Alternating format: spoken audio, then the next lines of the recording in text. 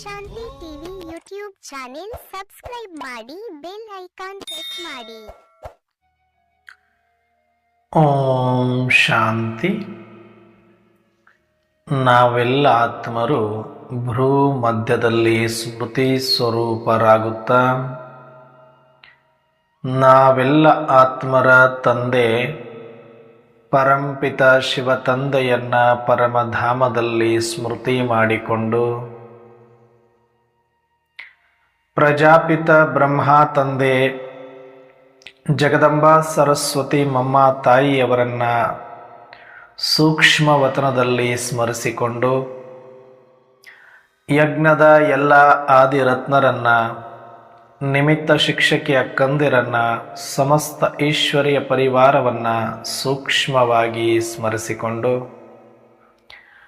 ಪ್ರತಿದಿನದಂತೆ ಈ ದಿನವೂ ಸಹ ಈ ಒಂದು ಮುರಳಿ ಚಿಂತನೆಯಲ್ಲಿ ಭಾಗವಹಿಸಿರುವ ನನ್ನೆಲ್ಲ ಸಹೋದರ ಆತ್ಮರಿಗೆ ಆತ್ಮೀಯವಾದ ಸ್ವಾಗತ ಸುಸ್ವಾಗತ.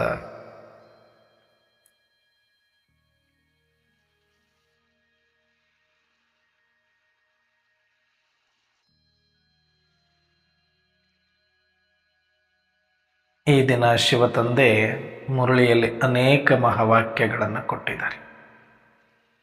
ಅದರಲ್ಲೂ ವಿಶೇಷವಾಗಿ ವರದಾನವಿದೆ. ಆ ವರದಾನದ ಕುರಿತು ಸಂಕ್ಷಿಪ್ತವಾದ ಚಿಂತನೆಯನ್ನು ಮಾಡೋಣ.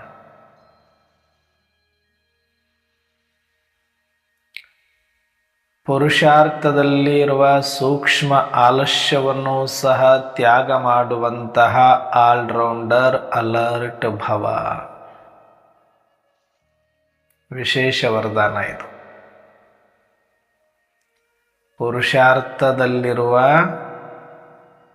ಸೂಕ್ಷ್ಮ ಆಲಸ್ಯವನ್ನು ಕೂಡ ತ್ಯಾಗ ಮಾಡುವಂತಹ ಆಲ್ರೌಂಡರ್ ಅಲರ್ಟ್ ಭವ.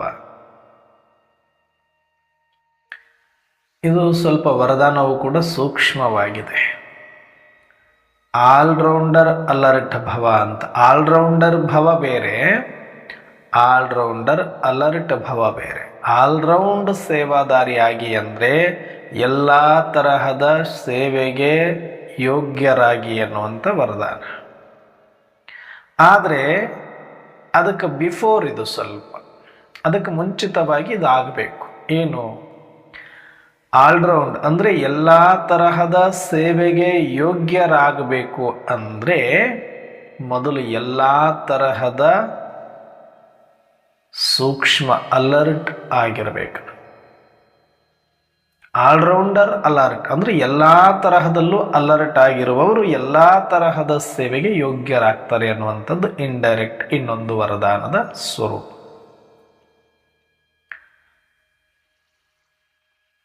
ಆಲ್ರೌಂಡರ್ ಅಲರ್ಟ್ ಅಂದರೆ ಸ್ಥೂಲ ನಿಯಮಗಳನ್ನು ನಾವು ಚೆನ್ನಾಗಿ ಪಾಲಿಸ್ತೇವೆ.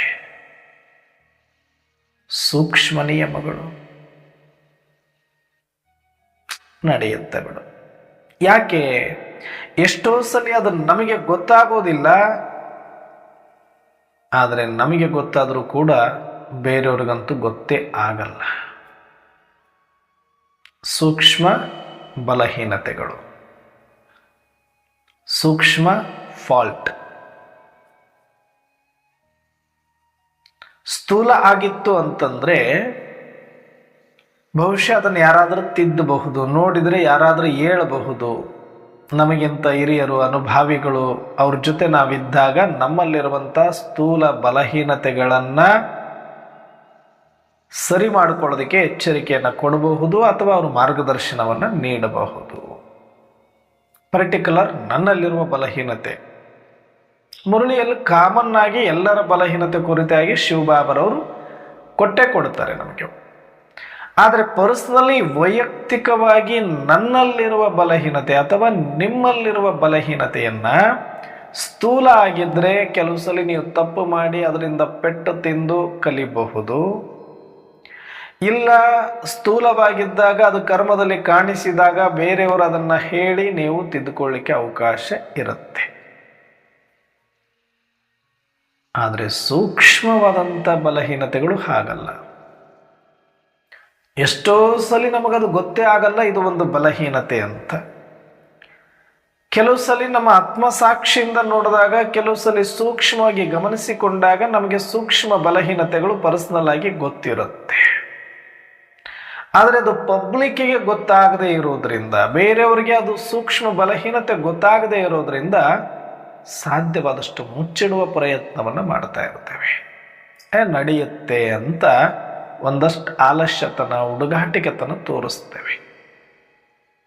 ಯಾಕೆ? ಅದು ಯಾರಿಗೂ ಕಾಣಿಸಲ್ವಲ್ಲ, ಏನು ತೊಂದರೆ ಆಗಲ್ಲ ಬಿಡು. ಕಾಣಿಸಿದ್ರೆ ತಾನೇ ತೊಂದರೆ, ಯಾರಾದರೂ ನೋಡಿದ್ರೆ ತಾನೇ ತೊಂದರೆ, ಕೇಳಿದ್ರೆ ತಾನೇ ತೊಂದರೆ ಅಂತ ಸ್ಥೂಲ ಕರ್ಮಗಳಲ್ಲಿ ಅಥವಾ ಸ್ಥೂಲದಲ್ಲಿರುವಂತಹ ಬಲಹೀನತೆಗಳು ಯಾರಿಗಾದರೂ ಕಾಣಿಸಿದ್ರೆ ಹೇಳ್ತಾರೆ ಅನ್ನುವಂಥ, ಅಥವಾ ಕಾಣಿಸಬಾರ್ದು ಅನ್ನುವಂಥ ಭಯಕ್ಕಾದರೂ ಕೂಡ ನಾವು ಸ್ವಲ್ಪ ಅಲರ್ಟ್ ಆಗಿದ್ದುಕೊಂಡು, ಈಗ ಉದಾಹರಣೆಗೆ ಅಮೃತ ವೇಳೆ ಎದ್ದಿಲ್ಲ, ಯಾರು ನೋಡೋರಿದ್ದಾರೆ? ಸೆಂಟ್ರ್ ಟೀಚರ್ ಬಂದು ನೋಡೋಕ್ಕಾಗಲ್ಲ, ನಾವು ಸ್ಟೂಡೆಂಟ್ಗಳು ಎಲ್ಲರನ್ನ. ಯಾರು ನಿಮಿತ್ತರು ಬಂದು ನೋಡೋಕ್ಕಾಗಲ್ಲ, ಅಥವಾ ನಮ್ಮ ಪರಿವಾರದವ್ರು ಬಂದು ನೋಡೋಕ್ಕಾಗಲ್ಲ, ನಮ್ಮ ಸಹಯೋಗಿಗಳು ಬಂದು ನೋಡ್ಲಿಕ್ಕಾಗಲ್ಲ. ಬಲೆ ಯಾರು ನೋಡಿಲ್ಲ ಅಂದ್ರೂ ನನ್ನ ಜೊತೆ ಯಾರಿದ್ದಾರೆ ಮನೆಯಲ್ಲಿ, ಅಥವಾ ನಾನು ಎಲ್ಲಿ ಮಲಗಿರ್ತೀನಿ ಅಲ್ಲಿ ನನ್ನ ಸಹಚರರು, ನನ್ನ ಸಂಸಾರದವರು, ನಮ್ಮ ಕುಟುಂಬದವರು ಯಾರೋ ಒಬ್ರು ನೋಡ್ತಾರೆ ಎನ್ನುವಂಥ ಭಯ. ನೋಡಪ್ಪ ಬ್ರಹ್ಮಕುಮಾರ್ ಆಗಿದ್ದಾರೆ, ಬ್ರಹ್ಮಕುಮಾರಿ ಆಗಿದ್ದಾರೆ, ಅಮೃತ ವೇಳೆ ಯೋಗನೆ ಮಾಡಲ್ಲ ಅಂತ ಯಾರಾದರೂ ಅಂದು ಬಿಟ್ಟಾರೇನೋ, ನೋಡ್ಬಿಟ್ಟಾರೇನೋ ಅನ್ನೋ ಕಾರಣಕ್ಕಾದರೂ, ಎಷ್ಟೇ ಆಲಸ್ಯತನ ಇದ್ದರೂ, ಹುಡುಗಾಟಿಕೆ ಇದ್ದರೂ ಕೂಡ, ಅನಿವಾರ್ಯಕ್ಕಾದರೂ ಕೂಡ ಆ ನಿಯಮವನ್ನು ಪಾಲನೆ ಮಾಡುತ್ತೀವಿ. ಸ್ಥೂಲ ನಿಯಮ. ಮುರಳಿ ಕ್ಲಾಸಿಗೆ ಬಂದಿಲ್ಲ, ಅಯ್ಯೋ ನಿಮಿತ್ತರು ಕೇಳ್ತಾರೆ, ಅಕ್ಕಂದರು ಕೇಳ್ತಾರೆ, ಜೊತೆ ಇರೋರು ಕೇಳ್ತಾರೆ, ಪುರುಷಾರ್ಥಿಗಳು ಕೇಳ್ತಾರೆ ಅನ್ನೋ ಕಾರಣಕ್ಕಾದರೂ ಅನಿವಾರ್ಯವಾಗಿ ಯಾವುದು ನೆಪ ಹೇಳದಿರ ಮುರಳಿಗೂ ನಾವು ಅಟೆಂಡ್ ಆಗ್ತೀವಿ. ಊಟದ ನಿಯಮಗಳು, ಅಯ್ಯೋ ಬೇರೆಯವ್ರು ನೋಡ್ಬಿಡ್ತಾರಪ್ಪ, ನಾನು ಅಲ್ಲಿ ಇಲ್ಲಿ ತಿನ್ನಬಾರ್ದು, ಏನಿದ್ರೂ ಕೂಡ ಭಗವಂತನ ಮನೆಯಲ್ಲಿ ಹೇಗೆ ಬಾಬಾರವರ ಸ್ಮೃತಿಯಿಂದ ಮಾಡಿದ ಭೋಗವನ್ನು ತಯಾರು ಮಾಡ್ತಾರೆಯೋ ಹಾಗೆ ನಾನು ಕೂಡ ಮಾಡಿಕೊಂಡು ಸೇವಿಸಬೇಕು ಭೋಗವನ್ನು ಅಂತ ಅದು ವಿಷಯದಲ್ಲೂ ಅಲರ್ಟ್ ಆಗಿರ್ತೀವಿ. ಅನ್ನ, ಆಹಾರ, ಪಾನೀಯಗಳಲ್ಲಿ. ಇನ್ನು ಮಾತನಾಡುವಾಗಲೂ ಕೂಡ ಯಾರಾದರೂ ಜೋರಾಗಿ ಮಾತಾಡಿದ್ರೆ, ಕೋಪ ಮಾಡಿಕೊಂಡ್ರೆ, ಯಾರಿಗಾದ್ರೂ ಗೊತ್ತಾಗ್ಬಿಡುತ್ತೆ ಅಂತೇಳಿ ಅದರಲ್ಲೂ ಕೂಡ ಒಂದಷ್ಟು ಅಲರ್ಟ್ ಆಗಿರ್ತೇವೆ.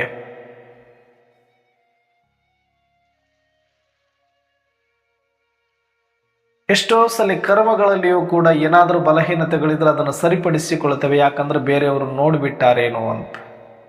ಅಟ್ಲೀಸ್ಟ್ ಇದೇನೋ ಒಂದಷ್ಟು ಭಯವನ್ನ ಇರುತ್ತೆ. ಯಾಕಂದ್ರೆ ಇದು ಬೇರೆಯವರಿಗೆ ಕಾಣಿಸುತ್ತೆ ಸ್ಥೂಲ ಬಲಹೀನತೆಗಳು. ಹಾಗಾಗಿ ಇದರಲ್ಲಿ ನಾವೆಲ್ಲರೂ ಕೂಡ ಅಲರ್ಟ್ ಆಗಿರ್ಲಿಕ್ಕೆ ಪ್ರಯತ್ನ ಪಡ್ತೇವೆ ಮ್ಯಾಕ್ಸಿಮಮ್.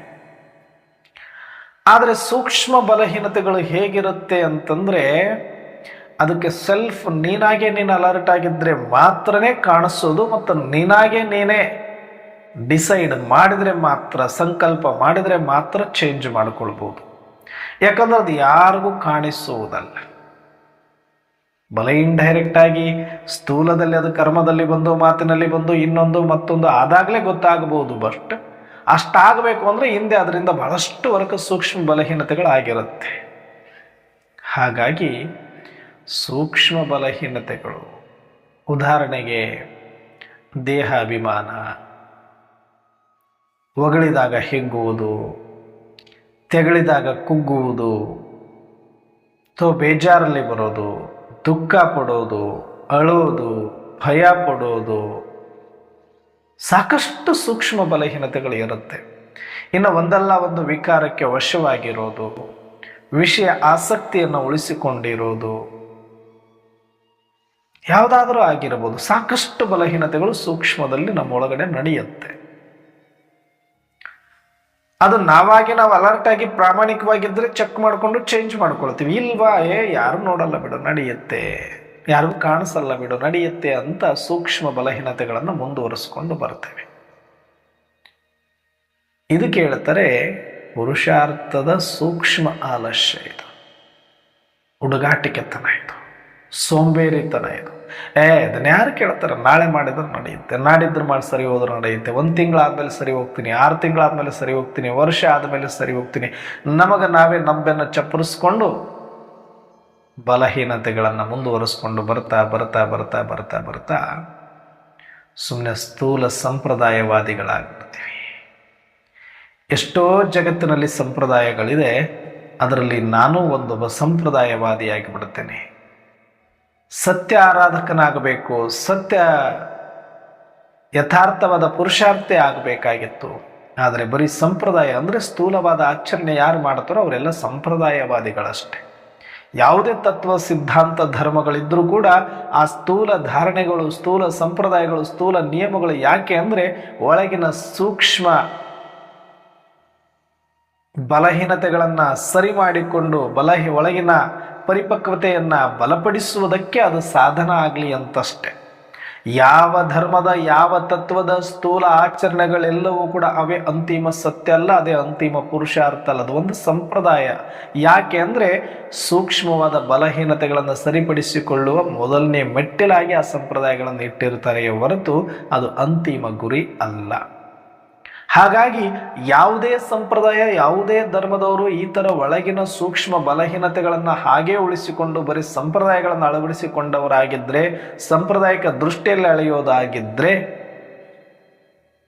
ಅವರೆಲ್ಲರೂ ಬರೀ ಸಂಪ್ರದಾಯವಾದಿಗಳೇ ಹೊರತಾಗಿ ತತ್ವನಿಷ್ಠರಲ್ಲ. ಹಾಗೆಯೇ ನಾವು ಕೂಡ ಶಿವತಂದೆ ಕೊಟ್ಟಿರುವ ಸ್ಥೂಲ ಶ್ರೀಮತವನ್ನು ಮಾತ್ರ ಪಾಲನೆ ಮಾಡಿಕೊಂಡು ಒಳಗೆ ಸೂಕ್ಷ್ಮ ಶ್ರೀಮತಕ್ಕೆ ನಾವು ಎಲ್ಲಿ ನಮಗೆ ನಾವೇ ಅಲರ್ಟ್ ಆಗಿ ಚೆಕ್ ಮಾಡಿಕೊಂಡು ಚೇಂಜ್ ಮಾಡಿಕೊಳ್ಳೋದಿಲ್ವೋ, ಅದಕ್ಕೆ ನಾವು ಪ್ರಾಮುಖ್ಯತೆ ಕೊಡೋದಿಲ್ವೋ, ಅದು ಒಳಗೊಳಗನೆ ದೊಡ್ಡದಾಗಿ ನಮ್ಮ ಸರ್ವನಾಶವನ್ನು ಮಾಡುತ್ತೆ.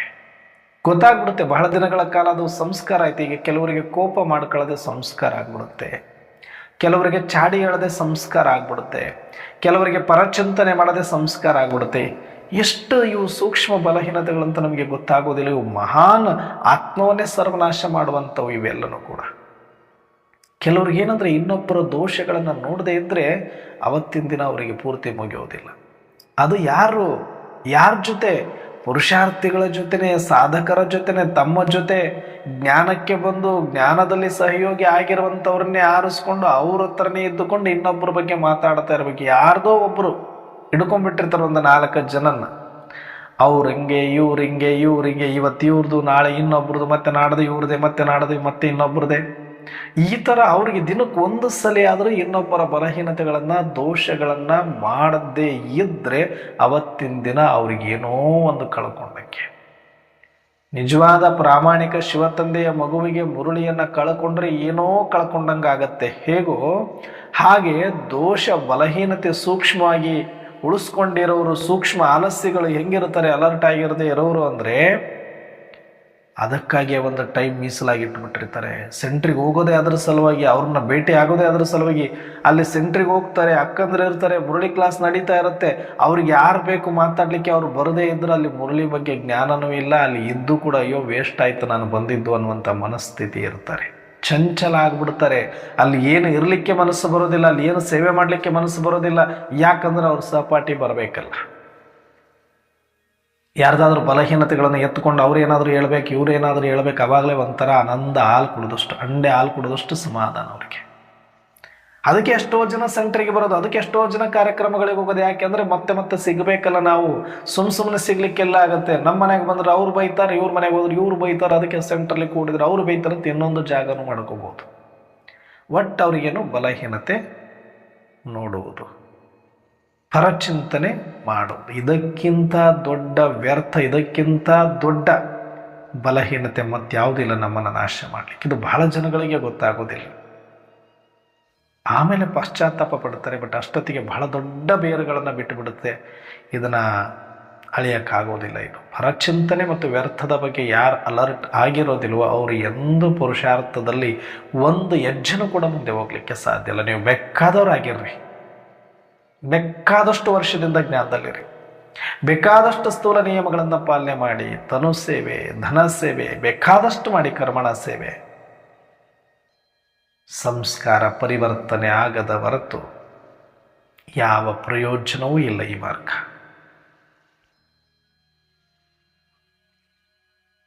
ಇಲ್ಲಿ ಬಂದು ಪರಿವರ್ತನೆ ಆಗದಿದ್ದರೆ ಇನ್ನೆಲ್ಲಿಯೂ ಪರಿವರ್ತನೆ ಆಗೋದಿಲ್ಲ. ಅರ್ಥಾತ್ ಇಲ್ಲಿ ಅಂದರೆ ಬರೀ ಸೆಂಟ್ರ್ ಅಂತ ಹೇಳ್ತಾ ಇಲ್ಲ. ಶಿವ ತಂದೆಯ ಈ ಜ್ಞಾನ ಮಾರ್ಗ ತಿಳಿದು ಈ ಮಾರ್ಗದಲ್ಲಿ ನಡೆಯುತ್ತಾ ಇದ್ದಾಗಲೂ ಕೂಡ ನಿಮ್ಮಲ್ಲಿ ಒಂದಷ್ಟು ಬಲಹೀನತೆ ಉಳ್ಕೊಂಡು ಬಿಡುತ್ತು. ಪರಚಿಂತನೆ, ವ್ಯರ್ಥ ಮಾಡೋದು, ಇನ್ನೊಬ್ಬರ ದೋಷ ನೋಡೋದು ಅಂದರೆ ತಿಳ್ಕೊಂಬೇಡಿ, ನಿಮ್ಮ ಉದ್ಧಾರ ಇನ್ನೆಲ್ಲೂ ಹೋದ್ರೂ ಆಗಲಿಕ್ಕೆ ಸಾಧ್ಯ ಇಲ್ಲ.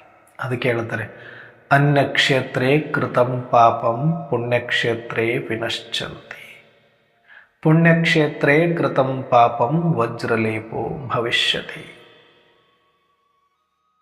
ಇಂದಿನ ಎಲ್ಲ ಜನ್ಮಗಳಲ್ಲಿ ಮಾಡಿರ್ತಕ್ಕಂಥ ಪಾಪಗಳನ್ನು ತೊಳ್ಕೊಳ್ಳೋದಕ್ಕೆ ಈ ಪುಣ್ಯಕ್ಷೇತ್ರಕ್ಕೆ ಬಂದಿದ್ದೀವಿ. ಇದು ಸಿಕ್ಕಿದೆ ನಮ್ಮ ಸೌಭಾಗ್ಯ. ಆದರೆ ಇಂಥ ಪುಣ್ಯಕ್ಷೇತ್ರ, ಈ ಸನ್ಮಾರ್ಗದಲ್ಲಿ ಶಿವತಂದೆಯ ಶ್ರೀಮತದಲ್ಲಿ ನಡೆಯುವ ಪುರುಷಾರ್ಥದ ಹಾದಿಯಲ್ಲಿ ಬಂದು ಇಲ್ಲಿ ಪಾಪ ಜಮಾ ಮಾಡಿಕೊಂಡ್ರೆ ವಜ್ರಲೇಪೋ ಭವಿಷ್ಯತಿ. ಇದು ಭವಿಷ್ಯ ಜನ್ಮ ಜನ್ಮಾಂತರಕ್ಕೂ ವಜ್ರ ಸಮಾನವಾಗಿಬಿಡುತ್ತೆ. ಇನ್ನು ಯಾವತ್ತೂ ಇದು ಅಳಿಸ್ಲಿಕ್ಕೆ ಸಾಧ್ಯ ಇಲ್ಲ. ಈ ಸಂಸ್ಕಾರ ಸಂಗಮ ಯುಗದಲ್ಲಿ ಒಳ್ಳೆ ಶ್ರೇಷ್ಠ ಸಂಸ್ಕಾರವನ್ನು ಮಾತ್ರ ಮಾಡಿಕೊಳ್ಳಿ. ದಯವಿಟ್ಟು ಅರ್ಥ ಮಾಡಿಕೊಳ್ಳಿ. ಇನ್ನು ಸಮಯ ಸ್ವಲ್ಪ ಇದೆ. ಬರೀ ಬೇರೆಯವರ ದೋಷವನ್ನು ನೋಡೋದ್ರಲ್ಲೇ, ಬೇರೆಯವರ ಪರಚಿಂತನೆಯನ್ನೇ ಮಾಡೋದ್ರಲ್ಲೇ ಕಾಲಹರಣ ಮಾಡಬೇಡಿ. ಏನೋ ಮನೆಯಲ್ಲಿ ಕಿರುಕುಳ ಅಂತ ಇಲ್ಲಿಗೆ ಬಂದಿವೆ ಅನ್ನೋ ಕಾರಣಕ್ಕೆ ಬಂದು ಕೂತ್ಕೊಳ್ಬೇಡಿ. ಇದು ಅಮೂಲ್ಯ ಸಮಯ, ಅಷ್ಟು ಈಸಿಯಾಗಿ ಪರಿಗಣಿಸಬೇಡಿ. ಈ ಸಂಗಮ ಯುಗದ ಒಂದೊಂದು ಕ್ಷಣ, ಒಂದೊಂದು ಗಂಟೆಗಳು ಅಂತಿಮದಲ್ಲಿ ಎಷ್ಟು ನಿಮ್ಮನ್ನು ಪಶ್ಚಾತ್ತಾಪದ ಕೂಪಕ್ಕೆ ತಳ್ಳುತ್ತೆ ಅಂದರೆ ನೋಡಿ. ಆಮೇಲೆ ಇದು ಬಹಳ ಅಮೂಲ್ಯವಾದ ಸಮಯ. ಪರಚಿಂತನೆ ಮಾಡಲಿಕ್ಕೆ ಇಲ್ಲಿಗೆ ಬರಬೇಕಾಗಿತ್ತ, ವ್ಯರ್ಥ ಮಾಡಲಿಕ್ಕೆ ಇಲ್ಲಿಗೆ ಬರಬೇಕಾಗಿತ್ತ, ವಾತಾವರಣ ವಾಯುಮಂಡಲ ಕೆಡಿಸೋದಕ್ಕೆ ಇಲ್ಲಿಗೆ ಬರಬೇಕಾಗಿತ್ತ, ಇನ್ನೊಬ್ಬರ ದೋಷವನ್ನು ನೋಡಲಿಕ್ಕೆ ಇಲ್ಲಿಗೆ ಬರಬೇಕಾಗಿತ್ತ? ಯೋಚನೆ ಮಾಡಿ. ಎಲ್ಲಿ ಕೂತಿದ್ದೀವಿ? ಯಾರ ಎದುರಲ್ಲಿ ಕೂತಿದ್ದೀವಿ? ಯಾರ ಮಾರ್ಗದರ್ಶನದಂತೆ ನಡೀತಾ ಇದ್ದೀವಿ? ಯಾರ ದೃಷ್ಟಿ ನನ್ನ ಮೇಲಿದೆ? ಯಾವ CC ಕ್ಯಾಮ್ರಾದ ಅಡಿಯಲ್ಲಿ ನಾವಿದ್ದೀವಿ?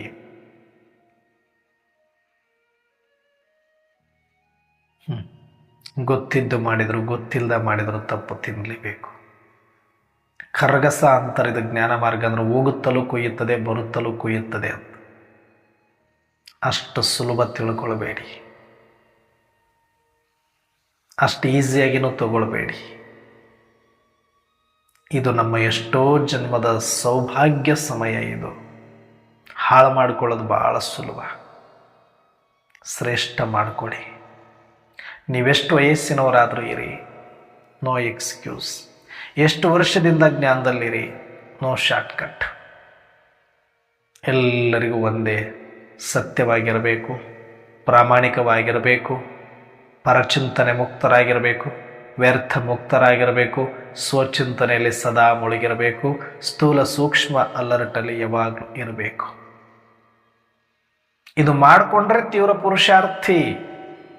ಇಲ್ಲ, ನೀವು ಹಿಂಗೆ ಸ್ಮೈಲ್ ಮಾಡ್ಕೊಂಡು ಹಿಂಗೆ ಕಾಲ ಕಳ್ಕೊಂಡು ಹಿಂಗೆ ಇದ್ಬಿಡಿ.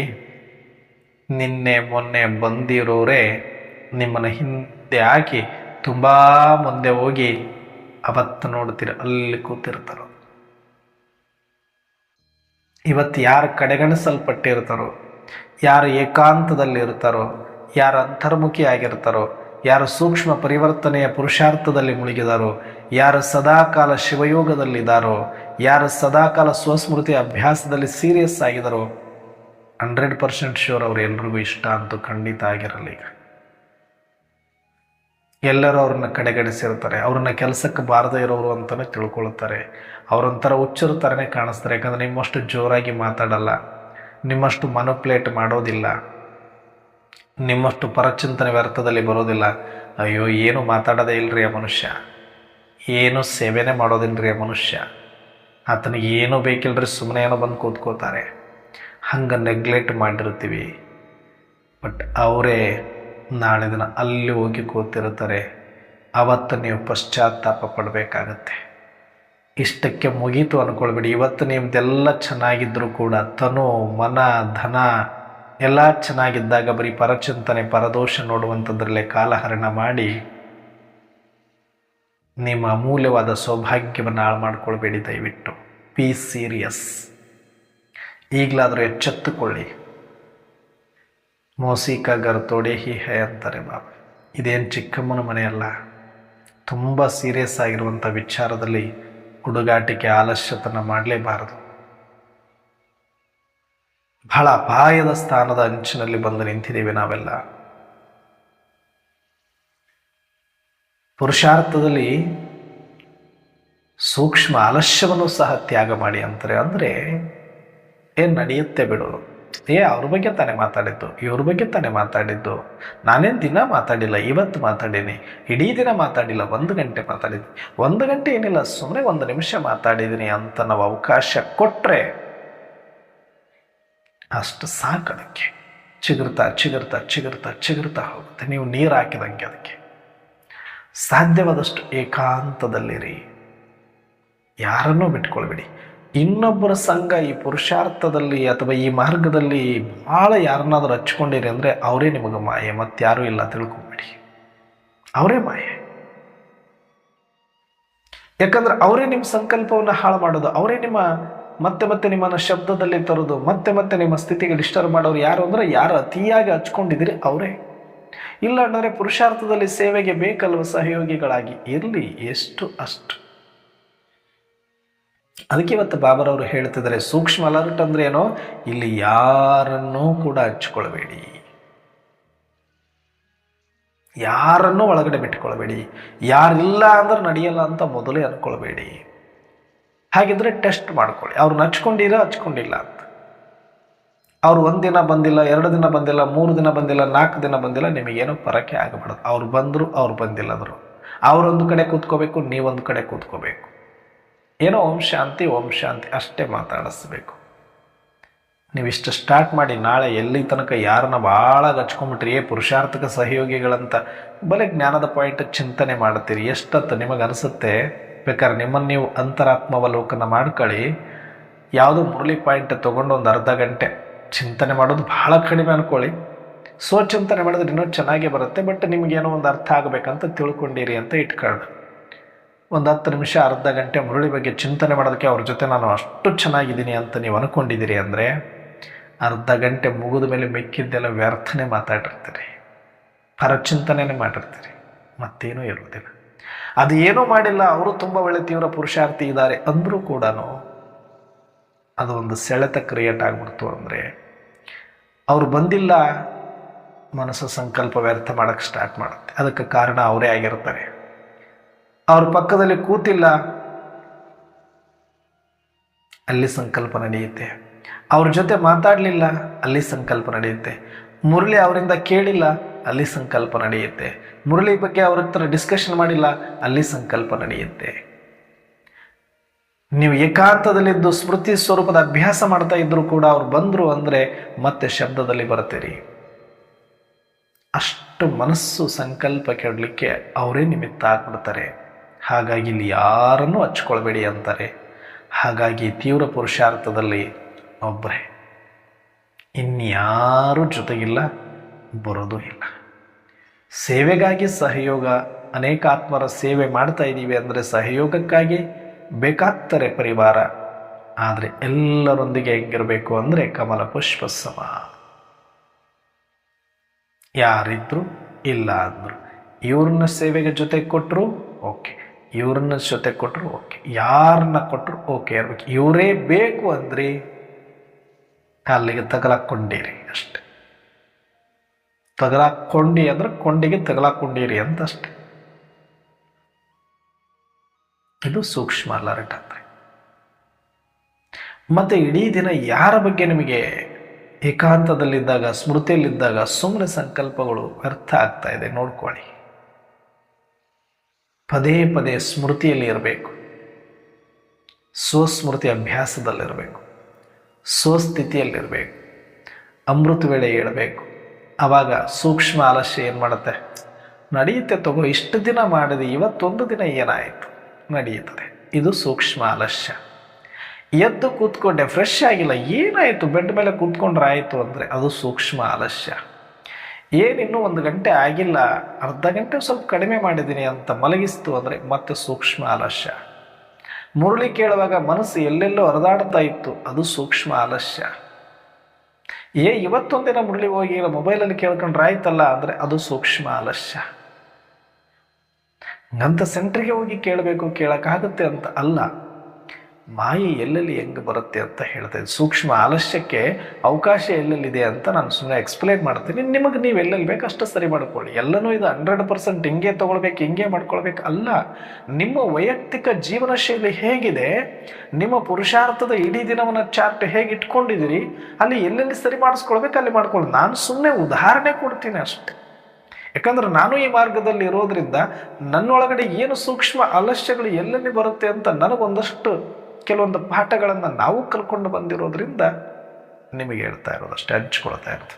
ಹಿಂಗೆ ಮಾಡಬೇಕು ಡಿಕ್ಟ್ ಅಂತ ಅಲ್ಲ, ಈ ರೀತಿ ಇರುತ್ತೆ ಅಂತ ಅಷ್ಟೆ. ಅಲರ್ಟ್ ಆಗಬೇಕು. ಇವತ್ತೊಂದಿನ ಇದನ್ನು ತಿಂದ್ರೆ ನಡೀತದ ಬಿಡು, ಇವತ್ತೊಂದಿನ ಅವ್ರು ಮಾಡಿದ್ದು ತಿಂದ್ರೆ ನಡೀತದ ಬಿಡು.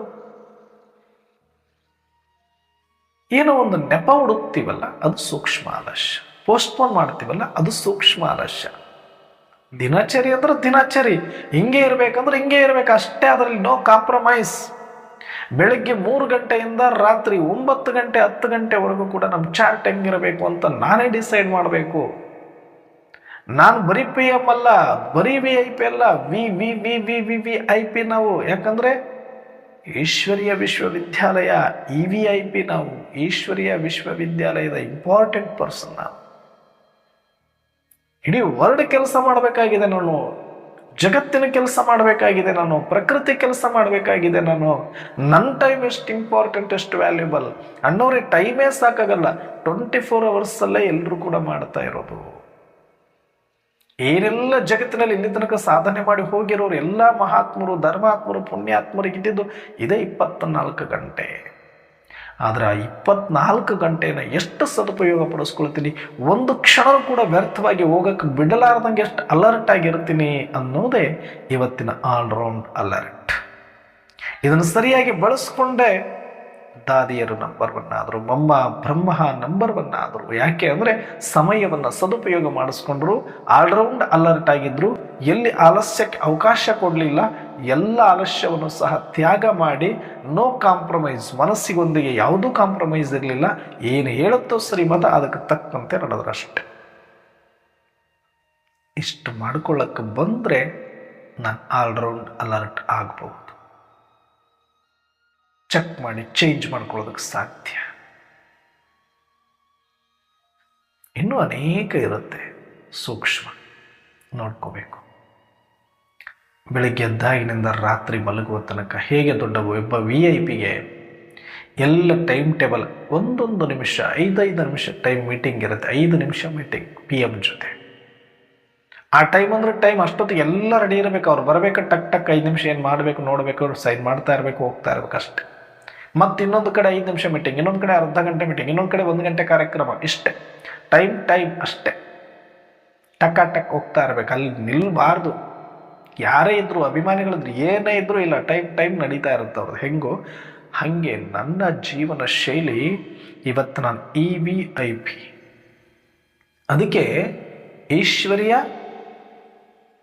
ವಿದ್ಯಾಲಯದ important person EVVIP, very important person. ಇದನ್ನು ತಲೆಯೊಳಗೆ ಇಟ್ಕೊಂಡ್ರೆ ಭವಿಷ್ಯ ನಾವು ಹುಡುಗಾಟಿಕೆ ಆಲಸ್ಯತನದಲ್ಲಿ ಬರಲಿಕ್ಕೆ ಸಾಧ್ಯನೇ ಇಲ್ಲ. ನಮ್ಮ ಸ್ಥಿತಿಯನ್ನು ಸದಾಕಾಲ ಶ್ರೇಷ್ಠ ಮಾಡಿಕೊಂಡು ಇನ್ನೂ 1 ದಿನ ಬದುಕಿದ್ರು, ಈ 1 ದಿನ ಎಷ್ಟು ಬ್ಯೂಟಿಫುಲ್ಲಾಗಿ 24 ಗಂಟೆ ಅಂದರೆ ಎಷ್ಟು ನಿಮಿಷ, ಎಷ್ಟು ಕ್ಷಣಗಳು, ಎಷ್ಟು ಚೆನ್ನಾಗಿ ಉಪಯೋಗಿಸ್ಕೊಂಡೆ ಅಂತ 1 ದಿನ ಬದುಕಿದ್ರು ಸಾಕು ಅಂತ ಅನ್ನಿಸ್ಬೇಕು ನಮಗೆ.